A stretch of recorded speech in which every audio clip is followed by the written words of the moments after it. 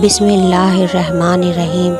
शुरू اللہ کے نام سے جو بڑا مہربان اور نہایت رحم کرنے والا ہے۔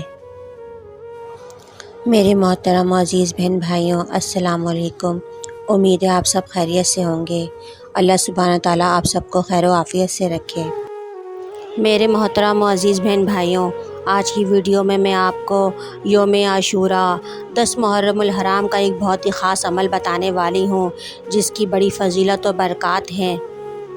یہ وہ خاص عمل ہے جو شخص 10 محرم الحرام کو یہ عمل کرے گا، اللہ سبحانہ تعالیٰ اس کی ہر حاجت قبول فرمائیں گے اور اس پر اپنی خاص نظر رحمت فرمائیں گے، اور اس شخص کے لیے غیبی خزانوں کے دروازے کھول دیے جائیں گے۔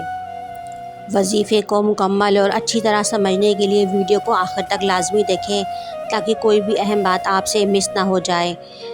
وظیفے کی طرف بڑھنے سے پہلے اچھی طریقے سے اس کی فضیلت کو جان لیجئے کہ جس دن کا یہ وظیفہ ہے اس کی کتنی بڑی فضیلت اور اہمیت ہے۔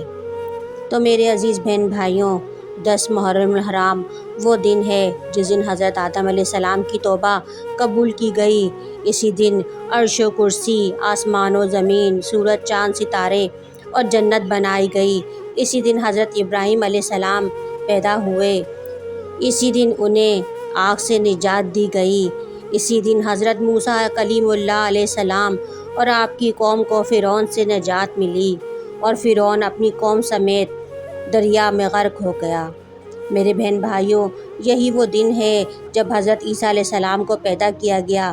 اسی دن آپ کو زمین کی طرف سے آسمان پر اٹھایا گیا۔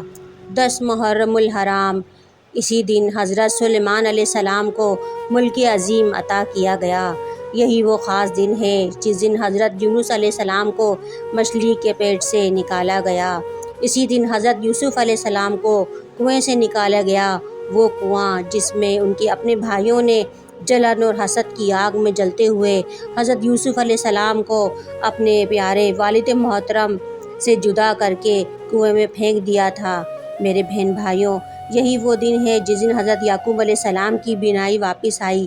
اسی دن آسمان سے زمین پر سب سے پہلی بارش ہوئی، اور یہی وہ دن ہے جب وہ پرسوز واقعہ کربلا پیش آیا جسے قیامت تک فراموش کرنا ناممکن ہے۔ تو میرے عزیز بہن بھائیوں، جب اس دن کی اتنی اہمیت اور فضیلت ہے اور اللہ سبحانہ تعالیٰ نے اس دن کو اتنی خاص فضیلت عطا کی ہے، تو غور کریں اس بات پر کہ اس دن مانگی جانے والی دعا، حاجت، مراد کیوں نہ پوری ہوگی۔ جب اس دن کی اتنی اہمیت ہے تو اس دن کے وظیفے اور عبادت کی کتنی بڑی اہمیت اور فضیلت ہوگی۔ ویڈیو میں آگے بڑھنے سے پہلے میری تمام بہن بھائیوں سے گزارش ہے کہ جو لوگ ہمارے چینل پر نئے ہیں وہ چینل کو سبسکرائب کر دیں، ویڈیو پسند آئے تو اسے لائک کریں اور ویڈیو کو صدقہ جاریہ سمجھ کر اپنے دوستوں کے ساتھ شیئر کریں تاکہ وہ بھی ہمارے تمام وظیفوں سے مستفید ہو سکیں۔ اب بڑھتے ہیں وظیفے کی طرف۔ آپ نے 10 محرم الحرام کے دن یعنی یوم عاشوراء کے دن نماز ظہر کے بعد یہ عمل کرنا ہے۔